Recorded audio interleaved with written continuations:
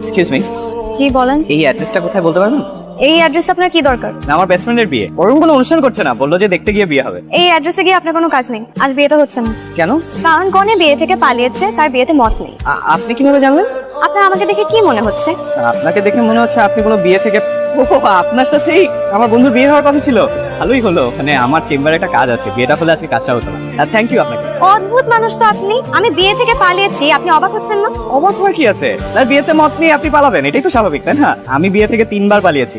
কেন, মেয়ে পছন্দ হয়নি? মেয়ে তো খুবই পছন্দ হয়েছে, খুবই সুন্দর, দেখলেই বিয়ে করতে ইচ্ছা করে। এই একটা আফসোসের কারণেই রাতে ঘুমোতো না, যে ইস, মেয়েটাকে বউ হিসেবে পেলাম না। মা, খিদে লেগেছে, কিছু খেতে দাও তো। সারাদিন কিছু খাইনি, বিয়ে খাবার দাবার বেঁচে গেছে না? তোদের বাসা থেকে পালিয়ে গেলি, আমাকে ভুলে যেতি। পাগল মা, জানিয়ে গেলে সেটাকে কি পালানো বলা হয়? তোর যে ছেলেটাকে পছন্দ না, এটা আমাকে আগে বললেই হতো।